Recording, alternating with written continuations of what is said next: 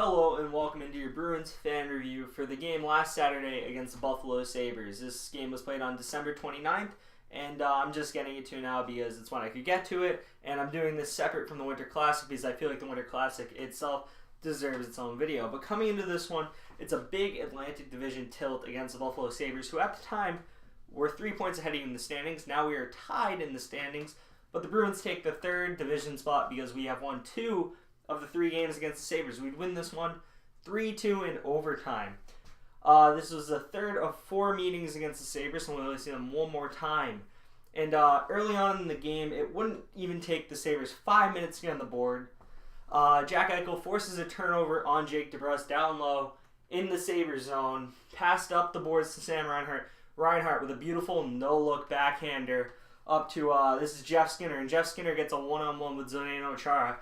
And this made it look like Chara needs to retire sooner rather than later because he skates right around Chara. Chara does not have that foot speed anymore to keep up with fast guys like this. And Jeff Skinner walks right around him, gets a great one-on-one chance against Tuukka. Chara does some stuff with the stick from behind to make it a little uncomfortable. But Jeff Skinner gets a good chance on Tuukka Rask. Tuukka Rask would stone him with a brilliant save on Jeff Skinner's backhander. Sadly, however, though, the first player to get the puck would be a Sabre. It would be Marco Scandella, and Scandella would bang home the rebound, and the Sabres would be up 1-0, not even 5 minutes into the first. Carlo took Eichel out of the play, which is what you're supposed to. Chara made sure Skinner couldn't get the rebound after he gave up the opportunity, okay, but the first guy to the puck was Marco Scandella, which is kind of unacceptable. A defenseman being the first guy to it and not one of the 3 Bruins forwards getting back to it is kind of upsetting. And it also, along with Chara giving up the opportunity in the first place, those are the 2 reasons it happens. The guy goes right around Chara and a forward doesn't come back to help in time. So stuff like that's going to make you go down. We go down 1-0. 5 minutes later, however, Kevin Miller would take it into the zone on a zone entry. He would go around Aristolainen and check. I was kind of surprised he avoided it because Kevin Miller isn't the fastest player. He goes around the net, and as he's going around, he falls. And when he falls, the puck bangs off of, I want to say it's Jeff Skinner's skate, to the front of the net. A gift for Noel Acciari, who bangs it in from point blank to make it 1-1 halfway through the first. So 10 minutes in, not even 10 minutes in, you have a 1-1 game. Both teams on the board. A very lucky play for the Bruins here. Good hard work by Kevin Miller to get down low. For a defenseman who usually doesn't do stuff like that. So you got to be appreciative of that. And, you get a lucky bounce to the front, and Noel Acciari does what he has to do and puts it past Carter Hutton.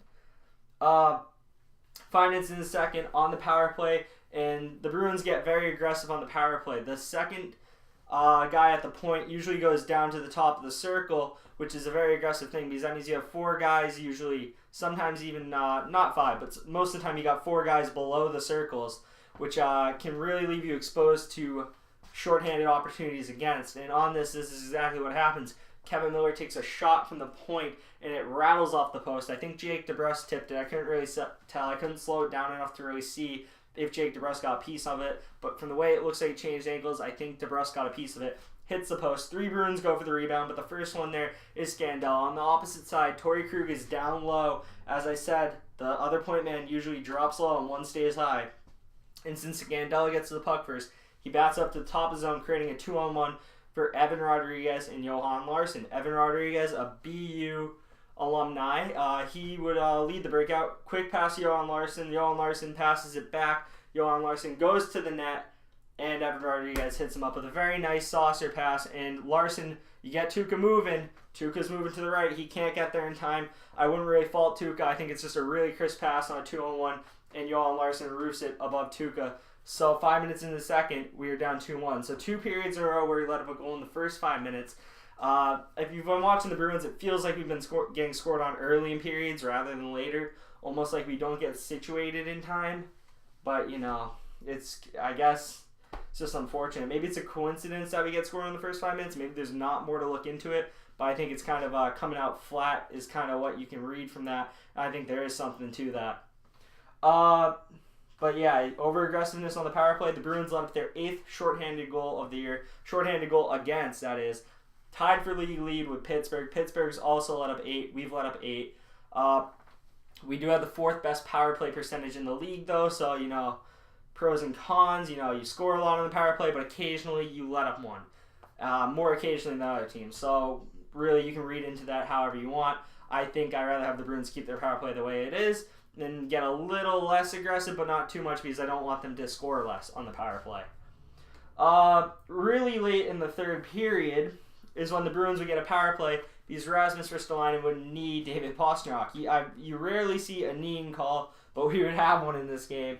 And with less than 4 minutes left in the game, Kuraly takes a shot from the point. It's tipped by Jake DeBrusk. Jake DeBrusk has filthy hands, filthy redirecting skills. This kid probably has, I'm going to say it, the best hand-eye on the team. With his deflection goals, a lot of his goals are deflections and tips, and this is another one. He just gets it up here, tips it down, and the goalie can never react that quickly to a redirection like that. So if you place it right, it's going to beat the goalie, and that's exactly what happens here. Krug shot, DeBrusk tip, goal, tied 2-2, real late in the third period.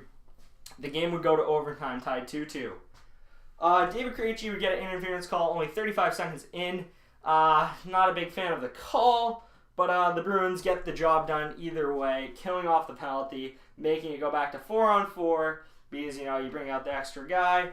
So I gotta open the door for my cat here. Trying to get out. Sorry about that little delay, but you gotta do what you gotta do.